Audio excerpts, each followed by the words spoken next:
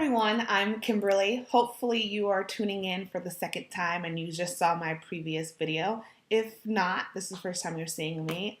Thank you for stopping by. Today I wanted to talk to you about criticism, and I call this piece Haters, Fakers, and Friends. And it's all about how to face criticism when you're doing something creative. Whether that creative thing is birthing a child or creating a new business or writing a blog, it is all part of a creative process of either building something, making something, or birthing something. And when you do that, you open yourself up to a ton of criticism. Everyone has an opinion, everyone has feedback, and it can be incredibly overwhelming to deal with all of that input.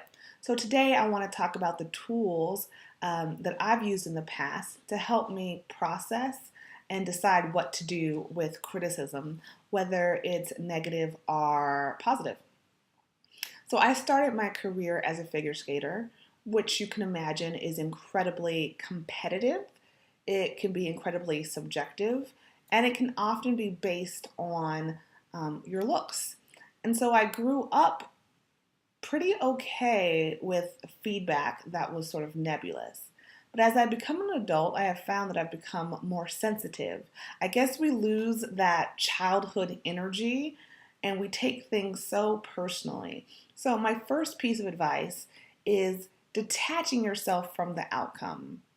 You have to trust the universe that people aren't totally out to get you, even though they are sometimes.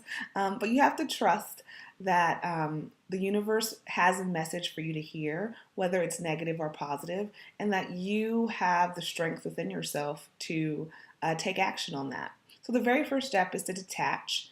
And by detached, what I mean is to not take it personally.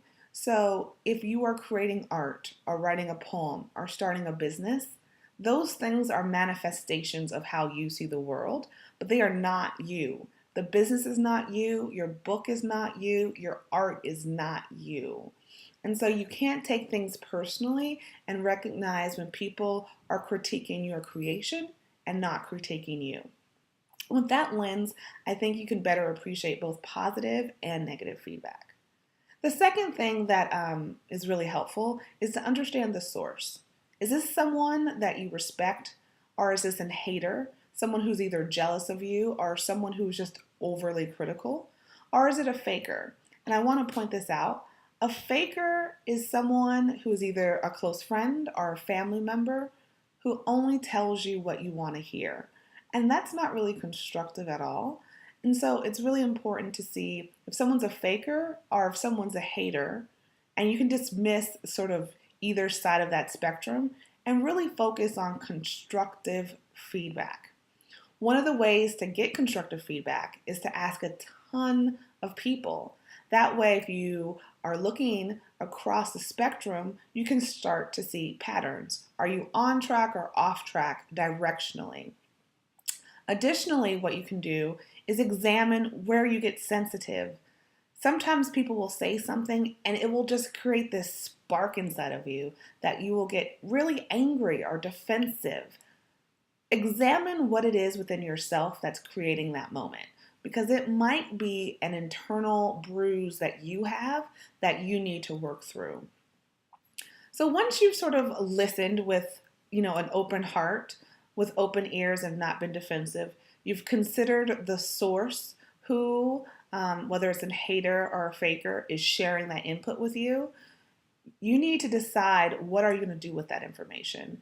You can learn from it, or you can dismiss it. Dismissing it is a completely natural thing to do and probably what you're going to do with a lot of feedback. But you can also learn from it. So I would encourage you to really listen with an open heart and think about if this can have an impact to make you better.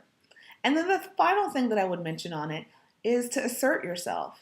If for some reason someone's given you a ton of negative feedback or negative criticism, and not in a defensive way, stand your ground. Tell them why you disagree with them and create a dialogue. If they're a trusted advisor, even if they're your boss, You should be able to have communications and say, no, actually, I disagree, and get a better understanding of why they're providing the feedback that they are. You'll be surprised that can be an incredibly constructive and helpful situation. And so the last thing I want to say is we all have a place in the world. We all have a story to share. We have something to build, something to create, something to make, something to birth.